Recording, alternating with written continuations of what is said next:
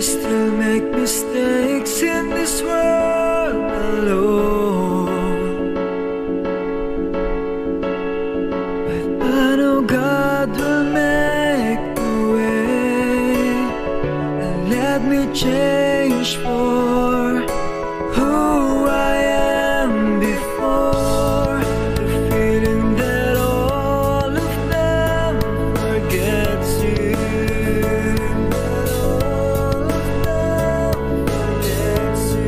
for all of the things you've done before. I was standing all alone, hoping there would be redemption. Is there a chance to be? Is there a chance to be right at all? I knew that I was wrong.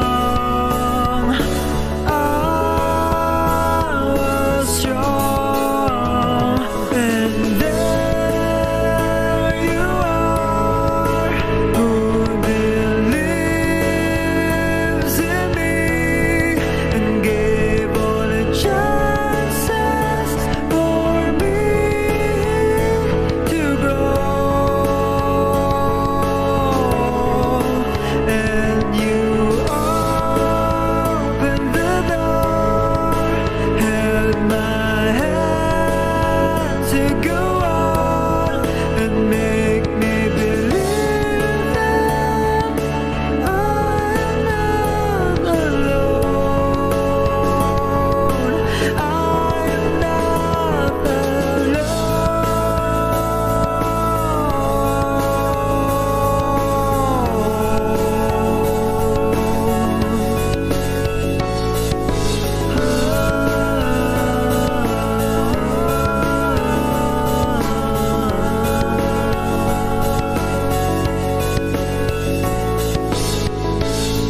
They're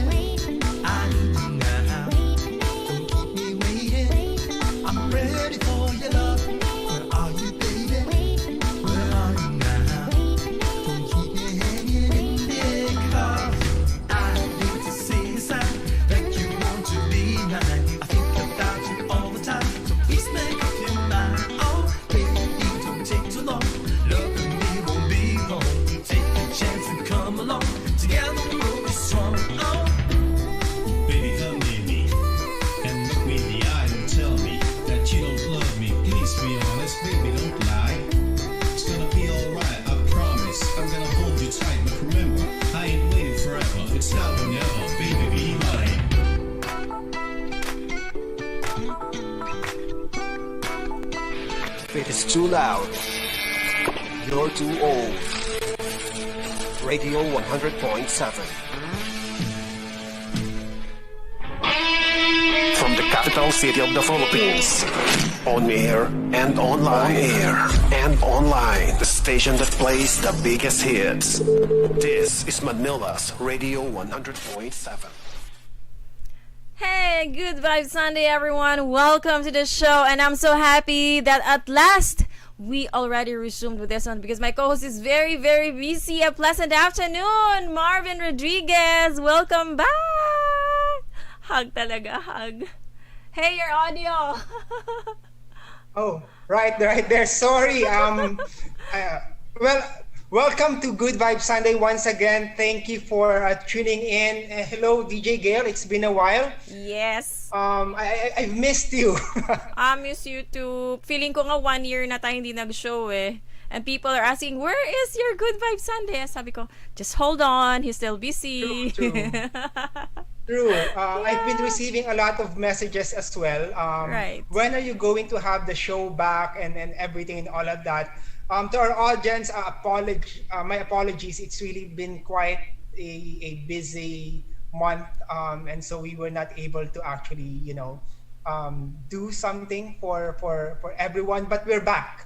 We're back, Yep. and I'm very excited to be to let you know the discussion that we're going to have for today.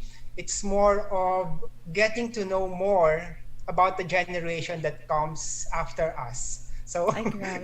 I like to consider myself After as us a ba or millennial before us? and DJ Gail. Kaming dalawa, we're trying to hold on to that term of millennial because I'm still at that stage. But then again, Ay!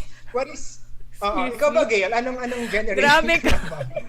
Nahiya naman ako, kayong dalawa millennial. Kamusta naman?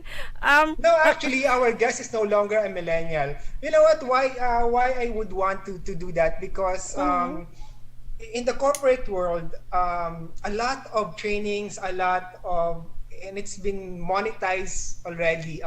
How to understand millennials, how to hire millennials, how to motivate millennials. So this and that, and even up to now, they're still doing that. Whereas for me, it's no longer the millennials who should be focusing on at this point in time. It's the generation that comes after the millennials, because the millennials are us, and we are there already. We are occupying certain positions in our companies, in our businesses, in society. It's Right. about time that we focus more on the next generation, so that we will be able to understand them better, so that we could impart certain knowledge if in case they would need that, and in the process we should also learn from them, Yeah. because they are the generation that comes next. Ako, I'm not a after- millennial after na eh. us. Kasi 70s na ako. I don't know what you call that. That generation? Ano ba? I was born Generation 1977. Gen X. Gen I X. suppose. Okay, so I'm Gen X, you're millennial. And he is... Ano ba siya? Our guest is Gen Z. Gen Z na? Oh my God, you're so young. Yeah. So, since you've already acknowledged our guest, let's formally introduce him. I've known him because of some shows that I've watched during the lockdowns. Diba? We've been using a lot of our YouTube channel, a lot of our Netflix accounts, and I get to know our guests through that, because later on we'll get to know what are the things that he's been doing. Wow. And so that our audience will be able to learn something, and Right. he could share some knowledge about his thoughts about what he's doing and why he's doing such things at this at an early age. In the previous episodes, I keep on saying that the biggest mistake of the younger generations at this point, or of every generation, is that when they're young, they thought they have so much time. Yeah. I keep on that's saying that you actually don't have time. You let go of an opportunity, it's gone forever. Someone else will pick it up, and you don't know what's going to happen with that kind of opportunity that you've let go. So I always say to everyone that always think of where you are currently, Yeah. and then where you would be in 2 or 3 or 5 or 10 years from now. Will you be at the same page, or will you be in a different level already? So Yeah. so that's one thing, and that's why I endeavored to actually have our guest to be on the show, so that he will be able to share what he's been doing, because I see that in him, that there is a drive to actually succeed on his own. That's A great to lot of know. us are considered probably the lucky ones. There are so many of us who are the lucky ones because we've been born with supportive parents, a supportive environment. But then again, that is also an opportunity that others are not, maximizing. So let's Yeah. get to know more about him. So and learn about why is it that he's so driven. Is Yep. he comparing himself to another person? Is he idolizing somebody?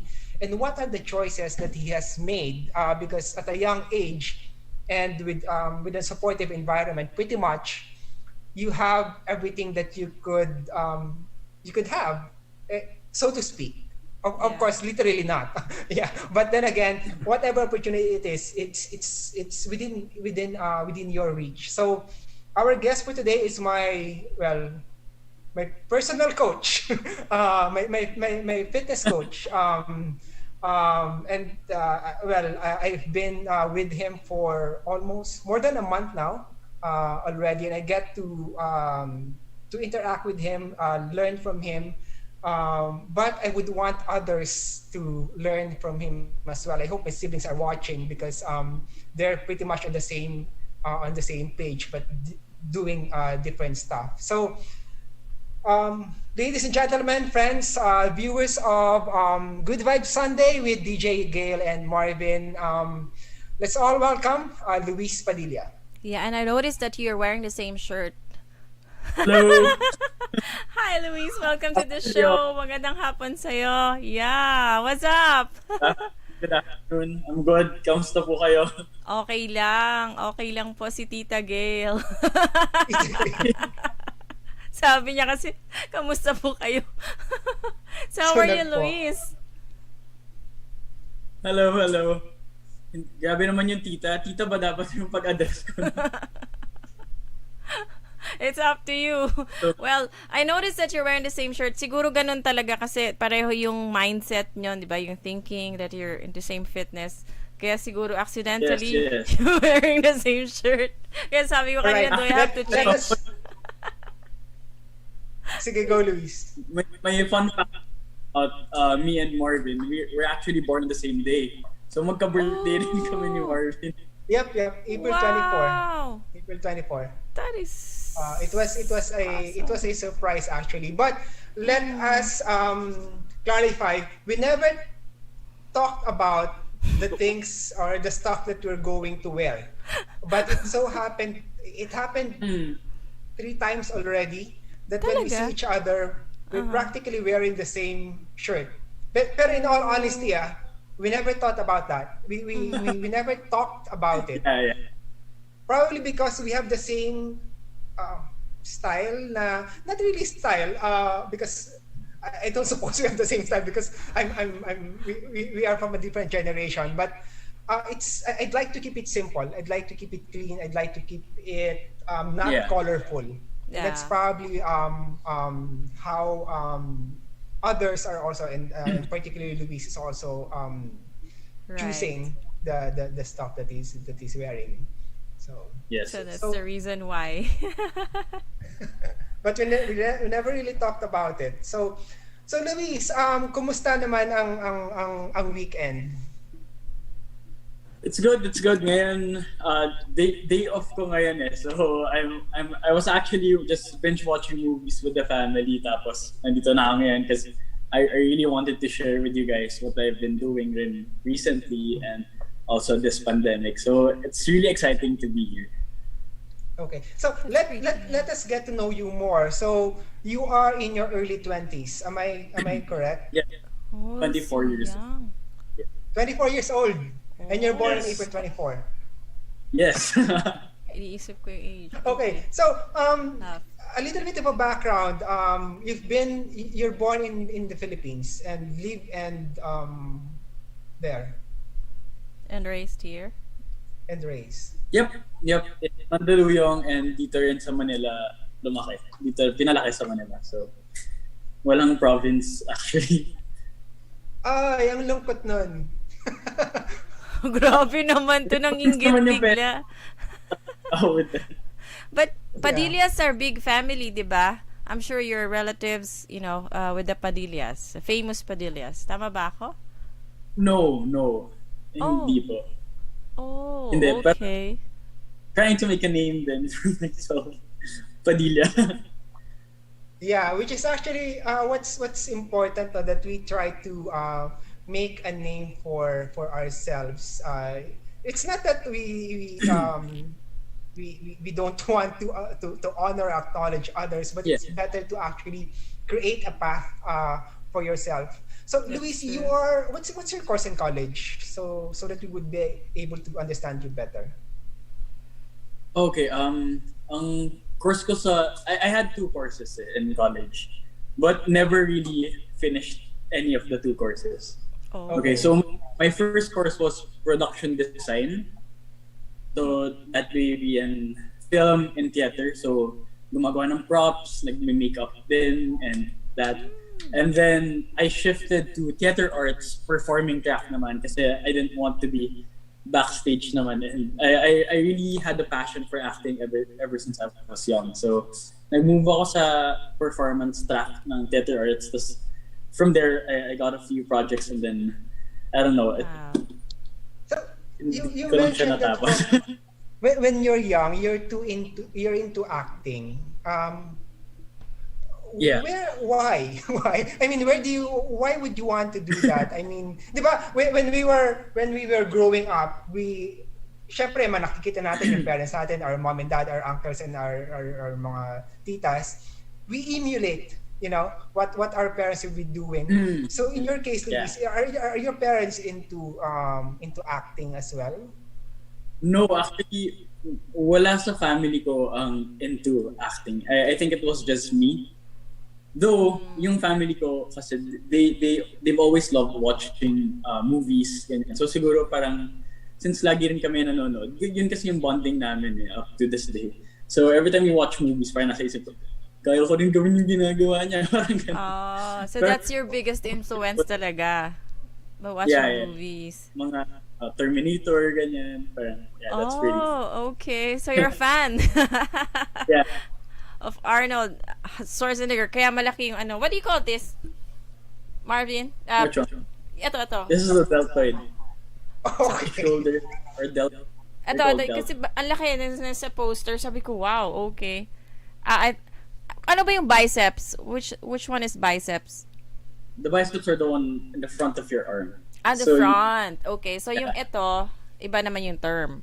This is the shoulders. Shoulders Are deltoid, and then this is the bicep. Nasa harap. Oh, okay. Wow. Yeah, and then we'll get to know more about physical fitness later on because that's what Luis is focusing right now. But I would want to understand him As an actor. better. So there's that choice that you've had since you're young, that you would want to go into acting. Is that right? Or Yes. you're fascinated by it? I was really fascinated by it. Actually, ever since, before acting came, I was an athlete na in my high school, in my alma mater, which was in Lourdes School of Mandaluyong. So swimmer ako doon. Okay. And then, lumabas yung high school musical, ganyan, nasa isip ko, athlete na, tapos artista mas para akong son. Okay. Si Zac Efron ba to? Si Zac Efron talaga. Pero Story. but that's really cool. I mean, that's really normal kasi High School Musical at that time is huge. Yeah. Diba? Super. Everybody is watching it, and then you have a good-looking actor who with a good physique who can sing and dance. I don't know if it's really him, if it's really his voice that he's been using. But then again, it would set a sort of example to the young ones. And probably that's what made Luis think about doing that. Kasi di ba, it looks cool and it looks everything. And then the song that they're having is catchy. And you would want to do that, di ba? Yeah. So, parang ganito, ba, manood ka ng The Greatest Showman, there was a song na kinanta nung that actress in white, and pretty much everybody is singing that song because di ba masyadong never enough, that's the title of the song. So masyado siyang imposed upon you, and somehow it resonates with the emotions, and everybody else is doing that. How much more into the young ones if they see something that that they like, and if they're nurtured enough to think that, hey, I can do this, then they will have to do that. Right. That's true. So, ako rin talaga, I'm a big fan of the High School Musical before. Na-imagine ko nga ako yung si Gabriela. I never watched any episode of High School Musical, but really? I know some. Yeah. Kasi I grew up in the province and there's not much. Uy, so, kailan lang naman yung High School Musical I'm sure you were here already. During, natin yung Sutherland days. It wasn't too long ago. Well, but I guess I'm never really a fan of anyone. That's probably why. So Luis, back to you. In your case, so you pursued acting. Along the way, did you like did you like acting? Or what are your experience in I loved acting. Kasi parang first off, sobrang dami more than friends kasi. So I'd like to consider myself an extrovert na the more people I talk to, the more energy, the more energized I become.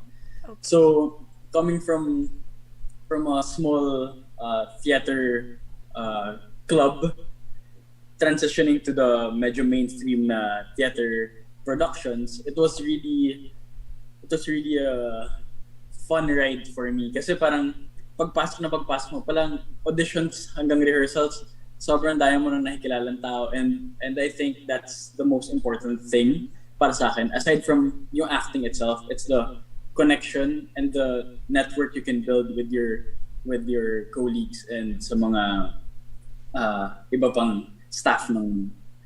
How did it start? When was your first venture, or is that the right term? But when is your first theater acting or audition? And how was the experience? Kasi diba, many people would want to do that as well, pero they really don't know how. So in your case, how did it start? Okay, so that was back when I was in third year high school. So if you guys know LSM, it's an all-boys school. Tapos wala kaming theater club doon. Or meron, pero hindi sila pinapansin. So me and my friends, we had to audition sa other schools kung pwede na nila mag-act. So my first ever play was in St. Paul College Pasig, which was an all-girls school. Pero since I was with my friends, it wasn't really... It was still super fun every time we go there. So that was the year 2012. That was my first acting gig. Small play, small theater, small audience. Around, I think, 70 to 80 audience lang yung per. So what was the play? What's your role? And kumusta naman? Ano naging experience mo? Okay, so this is the funny part. Yung title ng play was Tungkod. It was a straight play, so walang songs involved. As in, pure drama siya. And come to think of it, now na nauuso yung mga BL, that play was a BL. What's BL? Oh, okay. Boys love. BL, parang may son, yung father yung pinaka-bida. Tapos yung anak niya, the father was an army guy. Tapos Okay. yung anak niya parang kailangan niya rin pumasok sa army. But the thing is, yung anak niya was gay. So parang I was the manliligaw of the anak. So Oh. so Wow, parang pretty hard role. yeah, parang ganun. So that was my first ever role. But it was fun. It was a child's play, I'd say, but it was super fun. Ibang experience din siya. Hindi ka ba nahirapan dun sa role mo? Was it your first time to, kumbaga portray that kind of role? Kasi ang hirap It- nun, it was- di ba? It was tough at first, pero I think when you surround yourself then with the people nga na who have the same thoughts and visions as you, na gusto nyong matell yung story, I think that's the best part about it then. It really helped me adjust to what was asked for me. So, yeah, it was fun. Super fun, actually. It was fun, I suppose, but it's quite surprising for me because it's a high school play. Is that or college play? Or High school play. It was it a was a high school play. was- And the theme is Yeah. sort of not usual to be seen by a high school audience. So True. Exactly. how did that happen? Correct me if I'm wrong. Is it in St. Paul? Pasig? Yes. Tama ba? And it's a Catholic The school. title. Hmm? Di ba? Yes, exactly. So how did it came about? The thing is, yung play na tungkod, it was actually played na before in if I'm not mistaken, hindi tungkod yung title niya. But yung nag-play ng role nung anak was our director na when he was teaching in St. Paul. Tapos inulit lang niya, parang medyo ni-restory lang niya. But it was PG-13. There hindi siya pakilig or whatever compared to So, happening now. clean talaga siya. Yeah, it was more like parang sobrang simple lang na compliments towards each other, ganyan. It was written ng maayos, kaya hindi siya nagmukhang medyo off dun sa values ng Pauline.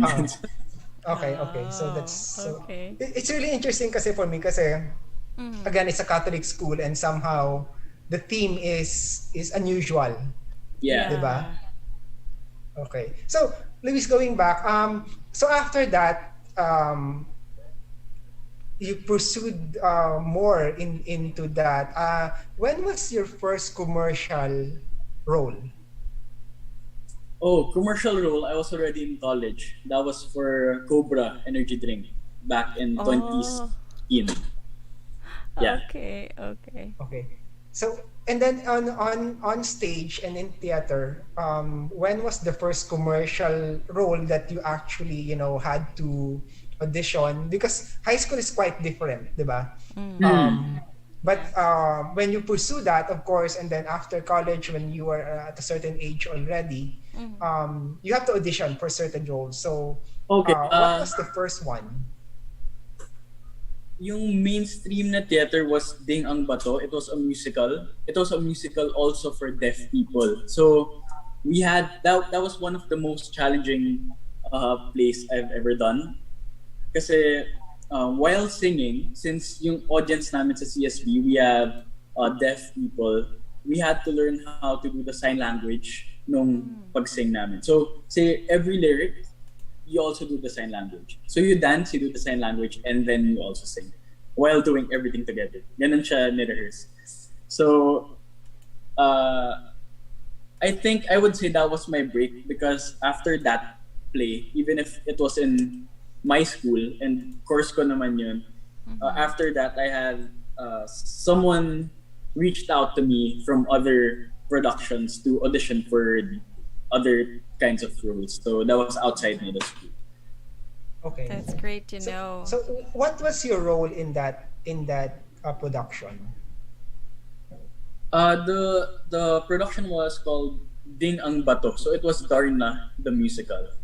Oh, Okay. sounds And you're Ding. interesting. Darna. No, I was Arman is the love interest of Darna in the play. So Darna and Valentina. So yung hero at saka yung villain, ako yung love interest nila. Parang ganun. Cute. Where do you draw certain how do you act that one? Kasi yung una mong role you're manliligaw ka ng isang guy. Diba? And then this one is you're a love interest. So, and at a young age, where did you learn about how to portray that, the emotions that goes with it? So, what were you thinking in doing that? And paano mo in-envision sa sarili mo that this is how I'm going to attack that particular role? Given that at a young age, I suppose you don't have that much experience, and the role that you play in the first one is basically not you. Diba? Yeah. Okay, so before mag-start yung rehearsals, usually the place we have workshops, diba? So workshop, medyo what they do in workshops is that they sometimes they give you certain scenarios, or they give you different acting methods or techniques na you can try to use na kung ano yung pinaka-best na mag-fit sa'yo. So say for example, ako, I always try to attack my character una ito yung parang first day ng sobrang iba-ibang approaches. So I can do this aggressively, I can do this. It depends on the character though. Pero parang while rehearsing pa lang, on the first week of rehearsals, lahat ng baon ko, nilalabas ko na. Wow. Kasi if nilalabas ko siya, di ba na naman pagalitan, at least on the early stage of whatever I'm gonna do, alam ko na kung saan direction yung gusto kong mapuntahan. At saka kung saan direction yung gusto ng director or ng producer from me. So I think that works best for me. And in terms of kukuhaan ng experience, I think we all have we all have different experiences, but at the same time, lahat tayo may problems, and all those problems can still be parang switched. It just depends. Like say for example, sa akin I lost my dog, and then sa ibang tao they lost a special diary, ganun.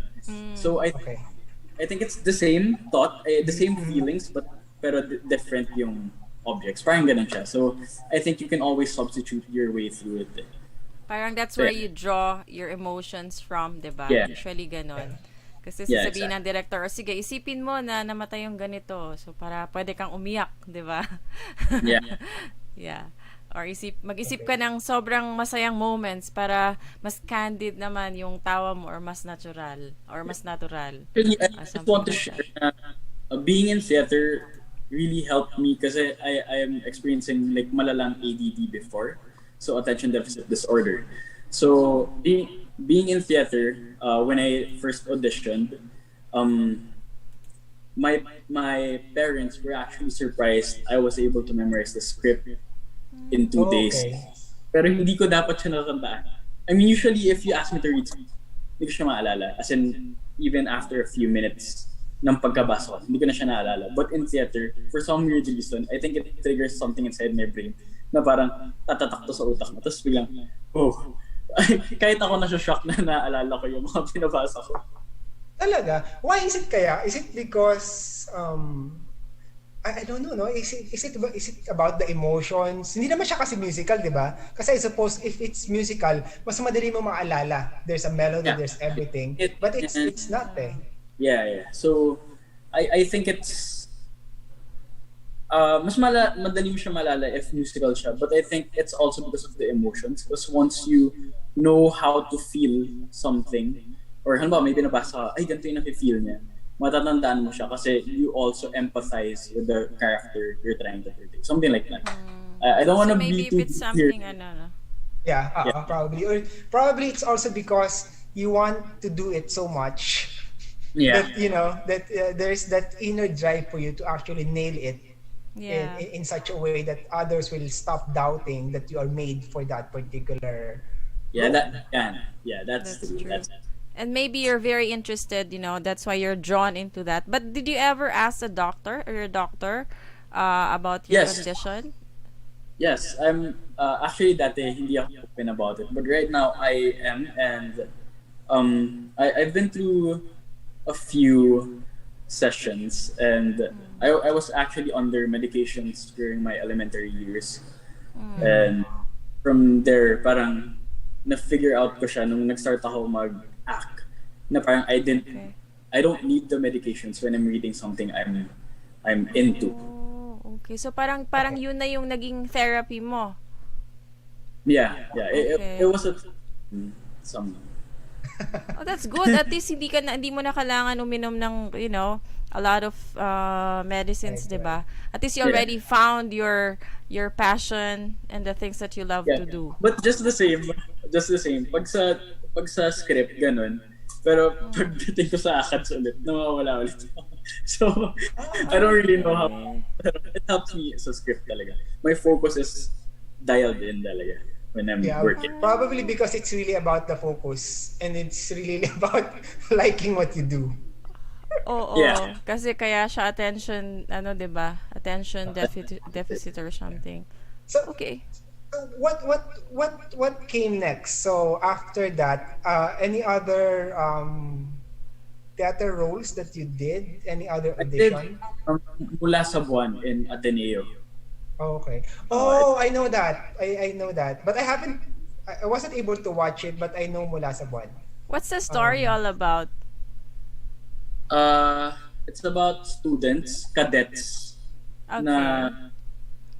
na actually, wait lang, ulitin ko It's actually a love story. It's a love story. Pero yung main general story niya is may isang girl, tapos it's Cyrano de Bergerac. Yung may isang girl, tapos gusto siya ng dalawang guy, pero yung pogi na guy yung gusto dun sa girl. Tapos humingi siya ng tips dun sa hindi masyadong pogi na guy. Pero the setting itself, nandun yung cadets. So I was one of the cadets. Tapos sumakop yung Japanese sa Philippines. So it was war. The theme and the setting was yung war na nangyayari sa atin nung time na sinakop tayo ng mga Japanese. So yeah, it was fun also. It was light and then also a bit dark. Pero musical talaga. Okay. Right. Dark in what sense? What? Dark. How? Why? Paano siya naging dark? Dark as in killings, ganyan. Okay. Kasi Yeah. kasi World War siya. As in yung pagsakop sa atin. Yeah. And Ganun. you play the role of a cadet. Yeah. One of the cadets. One of the friends nung actually pinsan nung pogi. Yan yung role ko. Okay. But Okay, whatever okay. happened to that lady? I'm interested kasi hindi ko napanood yon. And what happened to the two guys, to the pogi and not so pogi in that story? Actually, there will be a rerun, so I don't think I should be talking about. Okay. Sorry about that. Okay, so meron pa There will siya. be a rerun. Okay. Good.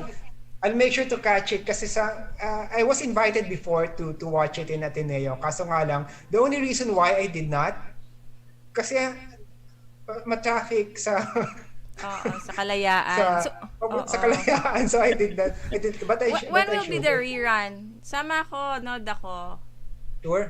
Pa lang siya hindi pa talaga namin siya na papag-usapan. So I don't know. I hope, I wish na magkaroon, but I don't know. But let's see. That's great to know. So in all of those times, Louis, so what did you learn in theater? Were you still as excited as you were a kid, as compared to now that you've done it? What were the learnings that you had?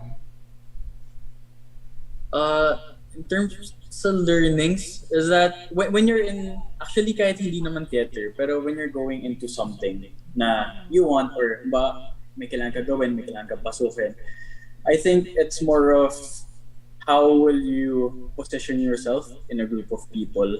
Kasi in both industries na napasukan ko, both in the fitness industry and in the theater industry, acting industry, I think yung learnings ko sa pareho, nag-meet din siya sa middle, which is yung pakikisama, which is really important for me as a extrovert na kailangan mo na makisama whatever kind of people. Kailangan parang I just don't like putting people in awkward situations. Parang ganun. So parang I'm really I don't know how to say it, but I know you get my point. Yeah. Yeah, me too. Okay. So, is this theater acting? Is this still something that you want to pursue at this point? If I'm gonna be honest, no, it's No. not. Really.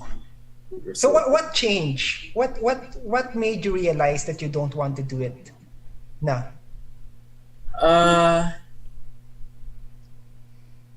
I think it's my commitment and my desire to help people.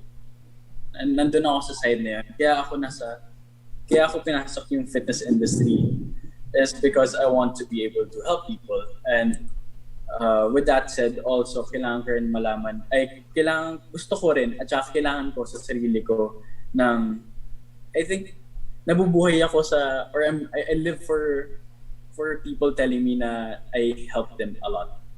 Not naman sa context, but at least man lang in their fitness, or say you're borderline sick or borderline, you know, whatever. I can help you. I can try to reverse it. But Right. sa pagiging fitness trainer, para kang nagiging lifesaver na rin. So, Yeah, no. Well, I quite understand. Correct me if I'm wrong, but this is how I see it. So you wanted to help others, but you can also do that while you're in theater, diba? For example, you get to inspire others to act in certain way, to feel in a certain way. But the difference in doing, let's say, fitness coaching is that there is a direct interaction. There is a direct effect of what you're doing to that person. Whereas into theater, you get to inspire. That's the most that can happen. But on the other hand, diba? So ito nga So, differentiate ko lang yung sarili ko sa personal trainer. I think I'm a fitness coach. Okay. Kasi when you're a fitness, para sa akin, definition ko lang siya. When you're a fitness coach, I think even outside the gym, you're supposed to be there for your clients. Right. Kasi you're trying better, as a coach, you're not only trying to better naman the way they look, you're trying to better yung mismong lifestyle nila through fitness. So bahala na sila sa ibang aspects. Pero through fitness, that means nutrition and your physical health. Siyempre, isa rin yun sa mga pinaka dapat inaalagaan natin. And not to mention pa, when you're eating good, when you look good, when you feel good, yung mental health talaga na-apektuhan din siya. So that's what I live for. So let's talk more about that later on. So what I'm seeing here is that there are so many coaches that I've learned along the way, which rebranded themselves into doing life coaching. Probably that's one area that Luis could. Do you envision yourself having that in the future, that evolving the line of work that you do into a holistic treatment for your clients? Life coaching. Okay, that's actually a really big word for me. Pero I would love to, but actually I think that's the path I want to take. I want to be able to people kung saan man nila kailangan ng tulong, gusto ko nandun ako. But like what I've said kanina, I'm trying to make a name for myself. So I'm trying out different ventures. Should I say ventures or investments on my own? Na para pag napakita ko sa mga tao that I can do it, I know na mas may inspire din sila na they can do it. Kumbaga, live what you preach. Yan yung... Walk the talk, build credibility, so that when you talk, Yeah. You don't have to explain anything because they can see it. Mm-hmm. Alright, And sige. Go when ahead. you're well established, it's the people who are gonna ask you na rin. So I'd like to take that approach. Ganun. Yeah. But in Let's terms talk of more like about coaching, that. Yeah. Let's talk more about that in a bit. But I'd want to zero in on that. But I just want to touch one aspect of what you do before we go deeper into that. So you've also done film and BL, right? yes. So how did it came about? Paano ka napasok doon from theater? Paano ka napunta into doing that? And how was the experience?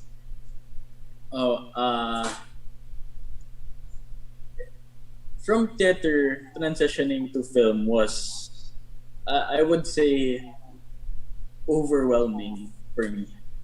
Kasi naka-overwhelm siya. Akala ko before parang if you could act on this part, say stage, same lang ni siya sa film, which is different. It's entirely different. Though syempre may mga certain skills ka na ma-apply, but just the same, like what I'm saying is that I think nahirapan ako to transition just because iba yung way of telling a story sa film. Okay. Parang it's more of your hindi parehas naman may emotions. I just think na mas isa sa puso mo yung pag sa film. Yeah, kasi you have to let your eyes talk. Sa theater, you have to let your whole body talk. Sa film, pag pinasok nila yan sa mukha mo, there's really nothing else you can say, nothing else you can do, but just to let them feel what you are feeling. That's the hard part for me. At least mahirap siya. Okay. But how did it happen? I mean, did you audition for that? Did someone contact you to actually be a part of this film, be part of this particular production? They contact me to audition for role. So not necessarily tinawagan ako tapos sasabihin sa akin na parang, gusto mo ba to gawin? This is your role. Ganyan. It's not like that. It's more of a, hi Luis, so we have a role and kung gusto mo ma-try mag-audition for the role, here's the address, here's the ganito, here's the schedule. So that's what happened. So but I never really auditioned for a role myself. So parang they contact, but still I audition. I don't think I have the powers na ganun na one call may role na ako. Privilege. Okay. So what was the role that you auditioned for, Luis? Okay lang ba sabihin? And what movie was that? I did Don Filippo. That was an indie film. My role, yun yung BL na indie film. My role was Dino. He was a caregiver. It was horror. Caregiver who apparently is ano ba to? Nagbenta ng soul sa devil. Ganun siya. That's really scary. I watched that film actually. You did? Oh, yeah, okay. I did. Was it shown sa lahat ng mga cinemas here in Manila? Unfortunately, no, because it's pandemic time, so hindi siya na show sa mga cinema. But the genre is good. I like that particular genre. So, Luis, in that role, it's also some sort of a BL, right? Yes. Did you ask yourself how come you are inclined towards doing a BL role? Is it something that you like? Is it something that that just came about? And how are you enjoying yourself doing that? Most of the time, dun sa pinakauna kong play, the gay role was actually one of my best friends. Okay, so it was fine kasi it was parang feeling namin naglalaro lang kami. And then as the years passed, I had an offer for I auditioned for a BL na during the lockdown na I wanted to be part of a BL because BL was in. Like in siya ngayon sa atin eh. So pero my role was a straight parang security Right. tanod, parang gano'n. And then dito naman sa indie film, it was a BL but I auditioned for the straight role. Okay. Then so I think I think nagkakataon lang talaga na I know 3 times siya pero I think nagkakataon lang talaga na napupunta sa VL and yun yung mga projects na nag-open up recently. But yeah, it's not hard naman to do it lalo na if you approach it in a professional way. Right. Okay. And do you see yourself doing that in the future? Or any other upcoming projects in film or what's the medium of this BL that you did? Was it shown in Netflix? What's the BL? What's the medium? It was actually shown. Wait, I think in the film, no? The Yung Don Filipo. BL, the security guard. Yung sa Boys Lockdown, it's still here in YouTube. In YouTube. Okay. Yeah, you can still watch that.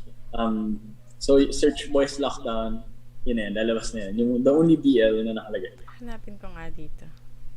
So Sa YouTube siya, right? Yeah. is there succeeding projects that you're going to do for on the genre of BL, or what's your plan at this point? Sa acting? Yeah. No, I'm taking a break from acting. I'm moving things. I'm moving away from it slowly, but right now, I'm really keen and focused on training and nutrition. So doon na ako papunta. Okay. Focused more on my business. Right. I don't want to really push for it, but I just want to understand it better. Going into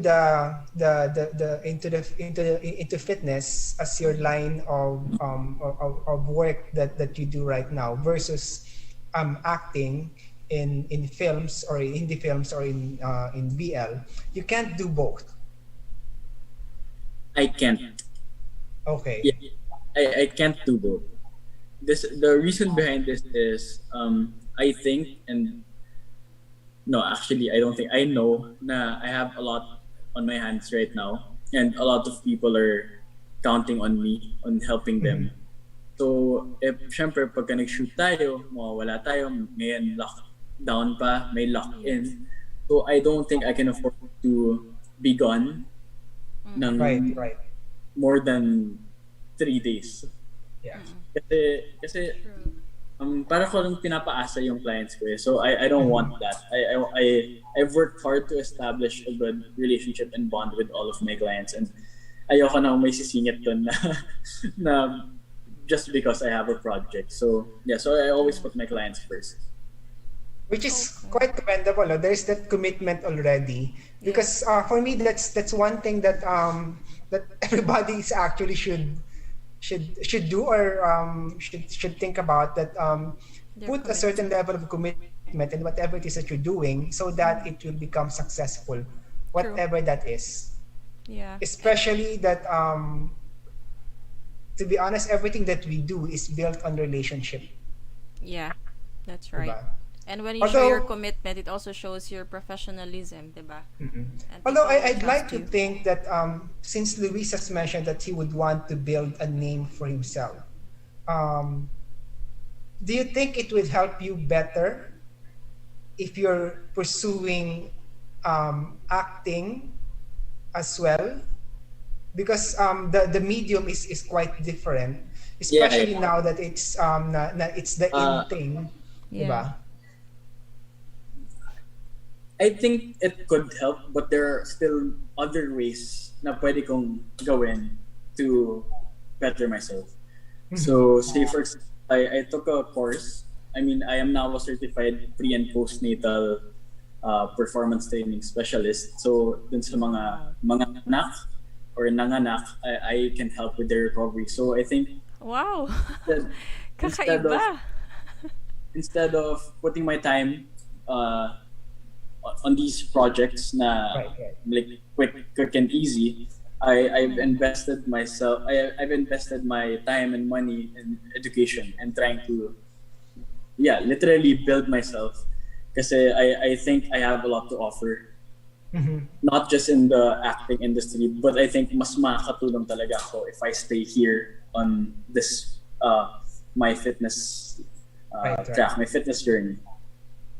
Yeah. Not that I'm pushing it, it's just that I just want to understand it better at this point in time. No, And it works for me because Luis is also my fitness coach. So if he would devoting himself into that, then that personally that's better for me. I just want him to or I just want to understand that he really thought it overweighs the pros and cons on how he will be able to maximize every opportunity that comes his way at an early age. That's true. That's right. And that's practically what I've been trying to say to everyone. Yeah. Decide what to do, but make sure that you weigh the pros and cons before you actually venture into that. But it seems that Luis is actually hell bent on pursuing a certain direction. So Luis, doing fitness at this point, how did, again the question, how did it came about? Was it a lifestyle for you? And then how did you realize that you could actually help more people by doing this? Okay, so it all started in my family. Well, hindi pala. Kasi nauna yung acting, di ba? So sa acting, kasi yung idols ko are action stars. So para ako, paano ko magagawa na ganun din yung katawan ko? Something like that.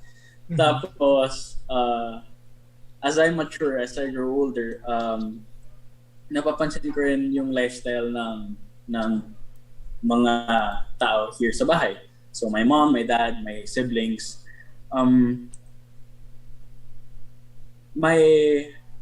At first, I wanted to be a coach to be able to help my dad. My dad used to be really fit, but at the same time, medyo kasi siya kumain, medyo magana. Yeah. So I keep watching. I can't really say anything. Pero Lagot ka. Medyo kumain. So I wanted to help him to lose the unwanted. I wanted to help him sa New Year's resolution niya. So this was before I had my certifications pa. Kasi kung nagagawa ko, dapat nagawa rin niya. And then from there, I had friends asking me. Actually, it's funny pa kasi most of my friends, I've met them in parties. I mean, most of my clients, I've met them in parties.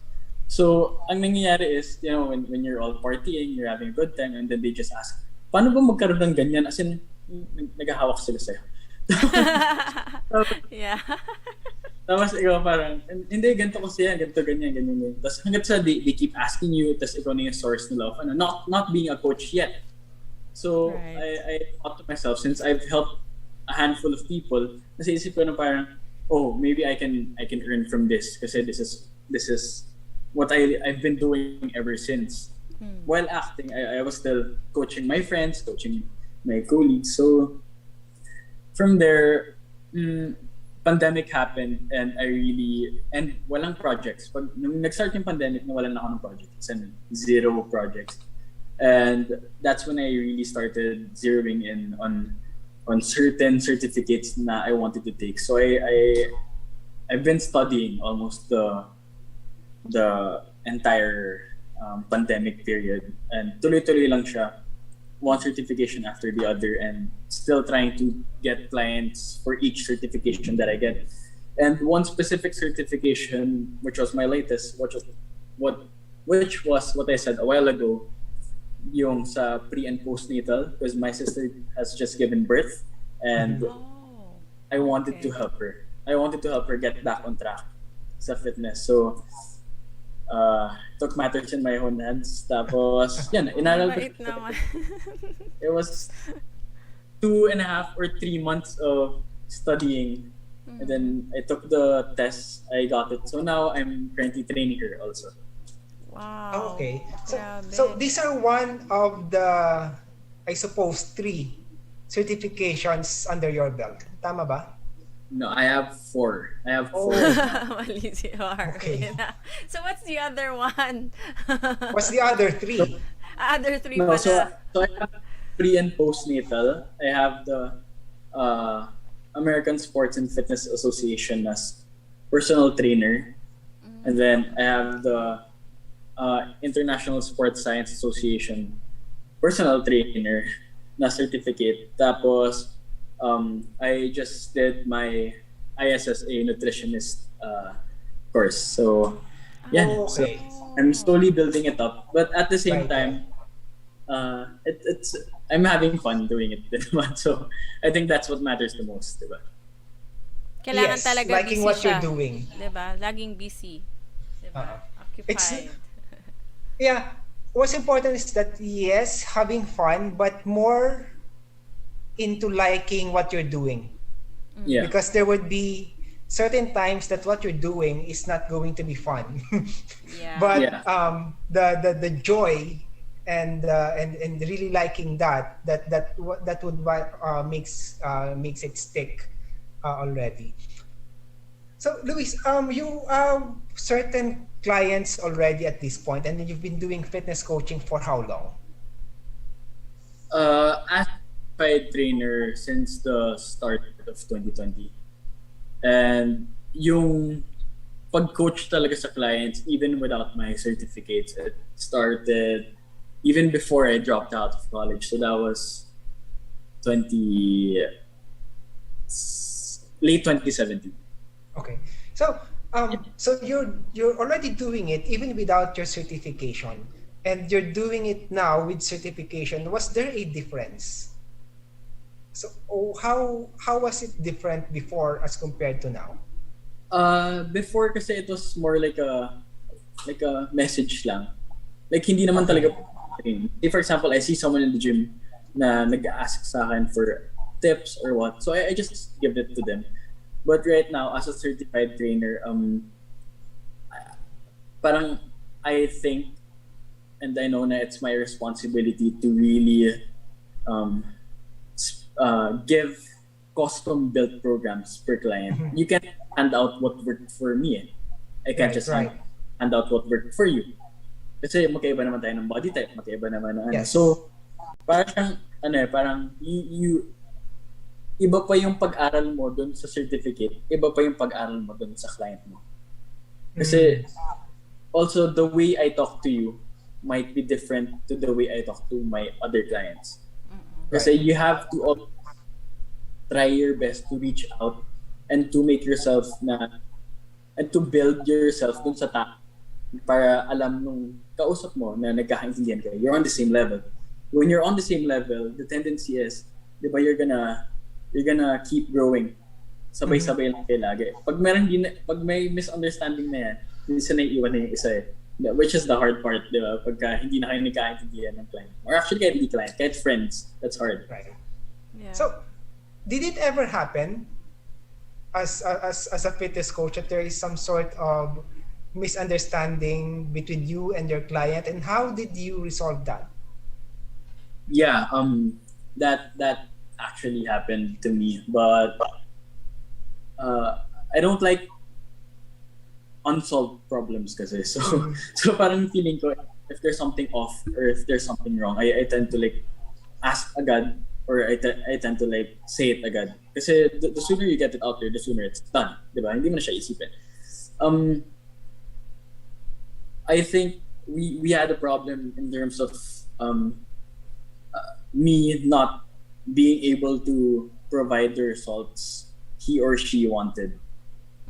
So that's the prime problem na face ko. Na parang I said ganito dapat yung magiging kakalabasan, pero bakit ito lang yung nangyari, ganyan. So kailangan lang as a trainer, you won't get tired of trying to explain dun sa client mo. Kaya nangyari yan kasi ganito yung nangyari. Kasi ito yung ginawa mo, ito yung kinain mo, ito yung ganyan. So ngayon, since hindi yan nag-work for you, let's try another approach. Let's do this, let's do that. I think as long as you're willing to listen to your client, they will also listen to you. You know, that's I think the main rule for it. That's a very nice Okay. attitude, right? That's And good. yeah, to those people naman who would want to go into, who would want to have a fitness coach, don't expect naman that your fitness coach is going to be a miracle worker. Yeah, that's Diba? true. I mean, there's a certain amount of treatment. For me, this is for me because I already have fitness coaches in the past, and right now with Luis.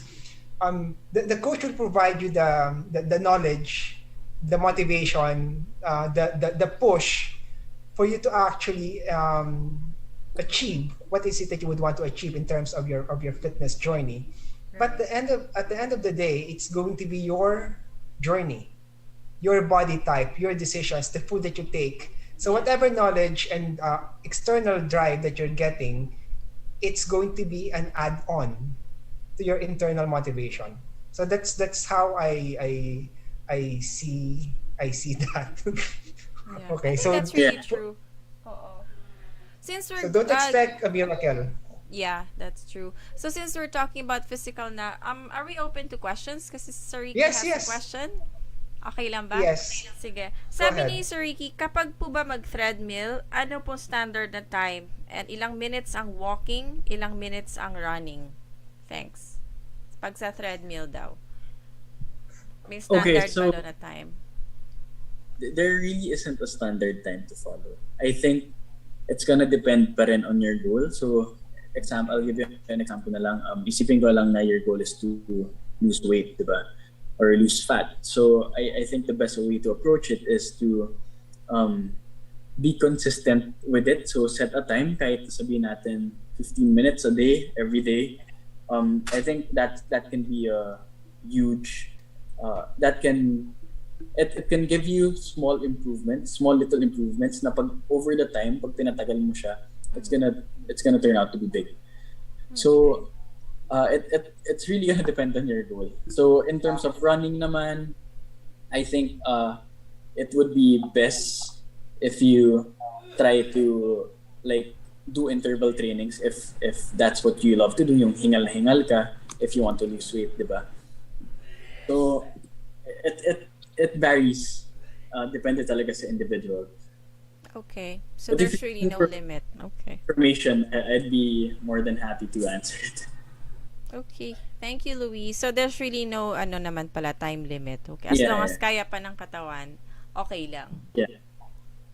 All right. Thank you. So Ricky, I hope Louise answered your question, and if you have some more questions, just feel free to send it to our messenger or sa YouTube or sa Facebook Live ni Marvin. What about you, Marvin? Do you have questions there? Dyan sa live. Luis, how do you let's say create a certain program for your client? What is it that you are going to what is it that you're considering in terms of having a specific program? Okay, when I have new clients, usually I send them something to answer. So like sa'yo, Marvin, I gave you parang ano ba to? Something a questionnaire, yeah. Your name, your age, your height, what you love to do, what you love to eat, what you don't like doing. Are we preparing for something? Ganyan. Kasi yung mga yun, from the age pababa, yun yung mga magsasabi sa akin kung ano yung mga pwede ko pagawa sa'yo. So, say for example, you're mid-30s and then you work as in an office job of 9 to 5. Ganyan. So, ibig sabihin nun, you're not burning as much calories kasi nakaupo ka lang the whole time. So, ibig sabihin nun, medyo tataasan ko for me, itataasan ko ng konti intensity mo. Pero gradual pa rin. And then, from there, ayaw mo yung gantong movement. Say, ayaw mo ng lunges. So, for the people who don't know what lunges is, basically, ito yung aatras ka tapos bababa ka lang. So, single leg lunges, hindi ko papagawa sa'yo yun. Hindi ko siya papagawa sa'yo. I'll try to look for another exercise na pwede mong gawin, matatamaan yung same muscle. So, That's how custom built each program is for my client. And if you love doing a certain exercise, I make sure na ilalagay ko siya ng ilalagay rin. Siyempre, with proper rest days din naman and rest periods. Yeah. Okay. But what if your client does not want to do a certain movement or a certain program, but you think it's the best approach? How would you address that? Well, at first, I'd try to explain how the workout will benefit them. Usually, bago mag-start yung workout naman, sasabihin ko yung name ng workout. Bago pa natin i-start yung exercise, sasabihin ko rin ano yung tinatamaan ng workout, ng certain movement. And lastly, sasabihin ko rin naman na parang it's supposed to help in whatever you're gonna do. So ano ba? Say, lunges nga. Sasabihin ko, lunges. Ito yung mo-work niya. So yung quads and glutes mo. Tapos yung next, sasabihin ko, it's supposed to help you maging balance. Like, pag nag-walk ka, pag nag-run ka, ganyan. Ganun ko siya in-explain. Pagka ayaw pa rin talaga, even if that's the best exercise for them, you really can't push someone to do it. You can push someone to do the certain movement na, ba, gusto mo nagsasquats. I can push you na parang, hindi kaya mo pa. Add weight, ganyan. Pero I can't push you to do something you don't want to do naman. Yeah. So, ano naman yan? Coaching naman ako, hindi abuso. Okay. Pero, yeah, I try to find a way lagi na mag-meet tayo, mag-meet sa middle para everyone's happy at the end of the session. Right. So you have shown that you're actually very serious in this one, given that you've had quite a number of certifications already. And a while ago, you've mentioned that you're in it for the long run, and then you are investing on certain things. So what are these investments that you are talking about? Okay. The thing kasi is, when I started really earning from coaching, I wasn't really, how would I say this? I wasn't really very careful with my money. So parang, kumbaga parang I got this money and I parang feeling ko first job ko to, first ganyan. So sweldo ko to, I buy something na I want, ganyan. Actually, wala akong binili na kailangan ko. Binili ko lahat ng gusto ko.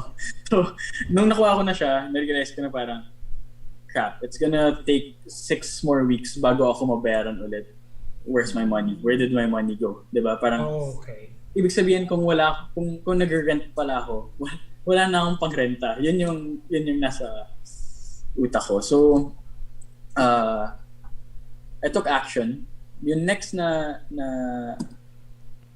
pasok sa akin ng money, I made sure na malalagay ko siya na hindi sa bank. Kasi if I put it on my bank, I'm gonna end up using it because that's how well I know myself. So I actually talked to a few people about investments, that's including you.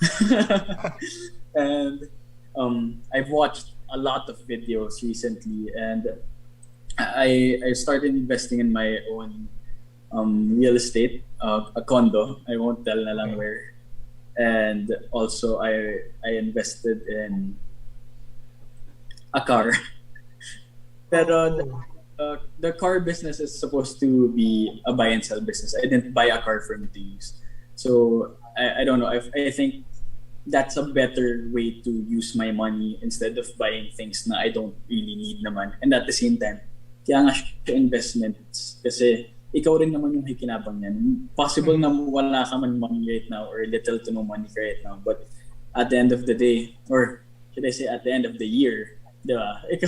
Ikaw rin naman yan eh. So I think I learned the value of money. This is gonna sound weird. I learned the value of money by spending it in the first place. Kasi para sa akin, parang tuition fee ko siya. Parang, crap, nung naubos ko siya, parang, I don't know where to go now. So ngayon, parang I'm trying to make sure it doesn't happen again. And if it does happen again, at least meron akong mga pinasukan ng money na pwede kong makuha. So actually, I think I also invested pala in life insurance and in stocks. So That's let's good. see how that goes. That's Yeah, good. he invested in life insurance. Yeah, that's very Yeah. important, diba? Especially nowadays. There's another question here, follow-up question. So since you mentioned a while ago, wala namang limit sa treadmill. This person kasi is into a program and he's asking if it's correct na 5 minutes walking, 4 minutes running, and then 6 minutes walking again. Tama po ba daw yun? Yeah, Like that can walking, be tapos running, tapos walking. that can be okay if, like what I've said, is the interval training. Kasi the thing with interval training, mabilis ko lang to i-discuss. The thing with interval training, kasi interval, kasi nag-iiba yung intensity mo throughout the whole exercise duration. So pwedeng nag-iiba rin yung movements, pero interval training is when you put stress on your lungs and your heart to the point na titibok siya mas mabilis, di ba? Tapos bigla mo siyang papabagalin. Tapos tatakbo ka ulit, titibok ulit na mabilis. The thing is, the more harder your heart works, or the more na humihinga ka, the more calories you burn. Kaya nila sinasabi na high intensity interval training is the way to go if you want to burn fat. Kasi ganun yung nangyayari, hinihingal ka. So the more effort na ginagawa ng overall katawan mo, tapos parang mo siyang ni-yo-yo eh. Tataas yung heart rate, bababa siya. Relax ka, tataas mo ulit. So double effort ulit siya, bababa siya. So yun, if you want to lose weight, I think that's one of the most effective ways to do it. Okay, so If tama you're yung only- ginagawa niya. Walking and then running and then walking again. Yeah, but Okay. that's not hindi lang yun yung way. Like you can also do 30 seconds walk, 20 seconds walk, 20 seconds run, plus 30 seconds walk. Parang ganun. As long as the thing is, you can choose any program in the market, any program sa internet, I mean.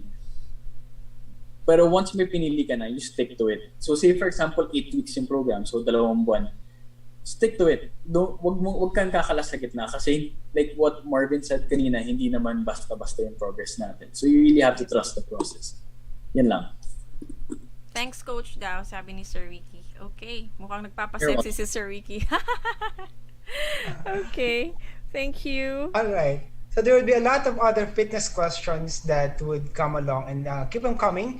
But I want to go back on the investments that Luis was making and the learnings that he had because it's quite true, no, that you get to know more the value of money because you've spent it already. It's quite normal when you are young. When you're young. You get to know the value of money when you don't have it. Just like anything in life. You know it's important. Minsan, ang lungkot na ito pakinggan, pero alam mo na kailangan mo siya pag wala na siya. Parang gano'n. Right. And then you would ask yourself, where did your money go? But it's a good thing that you're building it already at this point in time, slowly building it. And I suppose you have people around you that will, really help you and guide you on where to put better investments, actually. And that would have safer or ROI at this point. Yeah. I think it's true na parang the environment you're in will really affect your way of thinking. Right. This is because when I started coaching, not only my friends, when I started putting myself out there to coach talaga. So say for example, si Marvin or my other clients, I learned from them. I know they learned from me, but at the same time, I'd like to think, or I'd like to say na I'm really learning a lot from all of my clients na they're working, they're ganito, ganyan. So I think the good part about it is ang dami kong info. So minsan nakakompare ko sila, nagaganyan. Tapos I natututo ako pumili ng better options. Okay. Like my clients, unknowingly, they help me. Tinutuwid din nila yung direction ko pagka may sinabi ako, may sinabi akong gusto kong investment. No, that's not a good investment. Okay, sige, hindi na po. Parang ganun.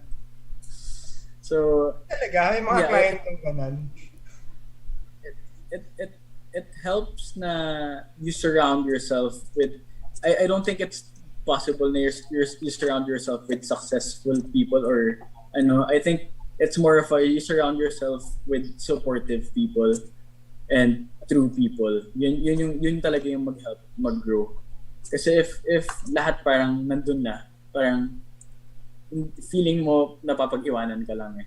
But if you know na naiintindihan ko ng taong kinakausap mo, parang mas naiengganyo ka to do something you really want to do. Something like that. Right. Okay, so in all of these things that you're doing, who are you looking up to at this point? Who inspires you? Who do you do this for? Yeah. Kumbaga. It's actually an investment for me. Yeah. Because ever since I dropped out of college, I knew I had to work hard. I can't afford failure.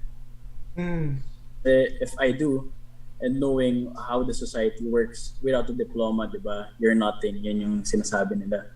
But I think parang I really had to work hard and really focus on things that can better me for the future. Like lalo na self-education in terms of certificates, ganyan. I think yun talaga yung pinagkukuhaan ko is that I did not finish studying. So parang I think I read the quote. I forgot who said it, pero credit ko lang sa kanya. He said na he always hated school, but he always loved studying and learning. I think sobrang ano yan sa akin na parang yeah, I love learning but I don't like school. Parang ganun.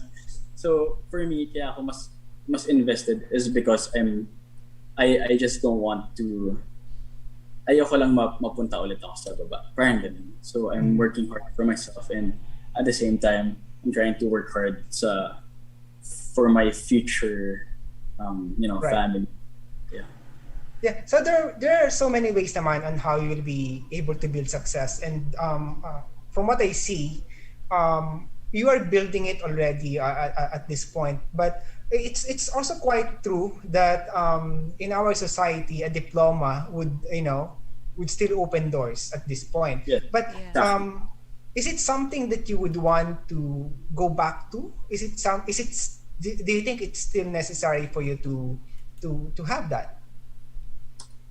No, I don't think it's necessary for me to have it. Because if I had it, I wouldn't be where I am right now. Right. Yeah, and I'm happy and proud to say that I'm really happy where I am right now. Yeah. And I think you're doing well. I mean, you don't have a diploma, but you have all of these certifications, naman, diba? So it's a one way of building something as compared to another track that you're doing. And success naman is really dependent on one person, on how he would really push himself or herself to achieve what it is that he or she wanted to achieve. And I think Luis is in a good shape as compared to a lot of people of his age, because he knows what he wants at this point, and he's already doing that. So that pretty much puts him in that direction towards success, and the learnings along the way, which makes him a little bit more cautious nowadays on how he spends money and how he makes decisions, would ultimately create that particular space that he would want to create for himself. Yeah, I think it's a very good example to everyone, especially to people his age. And kahit Luis, if ever you were given a chance to go back to college and finish whatever you want to pursue, you don't want to do it, kahit na bibigyan ka ng chance? Okay. So you're happy na talaga with where you are now? Yeah, Luis have that chance naman anytime that he wants. It's just a matter of him wanting to do it.